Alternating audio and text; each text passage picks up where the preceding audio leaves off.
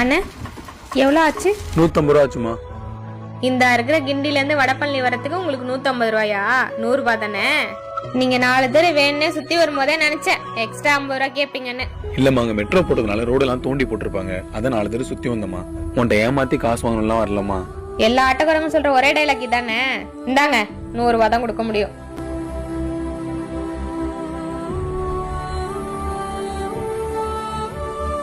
ஐயோ, பர்ஸ் விட்டுட்டு போயிட்டாங்க.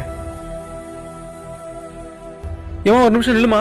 இந்தம்மா பொண்ணு, ஏமா நில்லுமா. இப்ப என்ன வேணும் உங்களுக்கு? 50 ரூபாய் கொடுக்க முடியாது. 50 ரூபாய் கிட்ட பின்னாடி வர வெள்ளம் வச்சுக்காதீங்க. நில்லுமா, உன் பர்ஸ் ஆட்டோல விட்டு வந்துட்டேன். இந்தாமா உன் பர்ஸ், இது கொடுக்க தான் வந்தேன். என்னம்மா எல்லாம் கரெக்டா இருக்கா? அண்ணா 50 ரூபாய் தான் கொடுக்கல. நீங்க இந்த பர்ஸை எடுத்துட்டு போயிருக்கலாமே, ஏன் திருப்பி கொண்டு வந்து கொடுத்தீங்க? நான் உழைச்ச காசு தான் உங்ககிட்ட கேட்டேன். உன் காசு கொண்டு நான் ஆசைப்படல. ஒருத்தர் கிட்ட இருந்து 10 ரூபா எடுத்தா நம்ம கிட்ட இருந்து 100 ரூபா போகும். அதனால நாங்க உழைக்கிற காசு எங்களுக்கு போதும். அண்ணா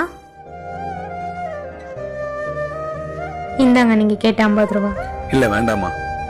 ஏன் நீங்க தானே கேட்டீங்க. நான் கேட்டப்பமே எனக்கு கொடுத்துருந்தீங்கன்னா அது எனக்கு மரியாதை. ஆனா இப்போ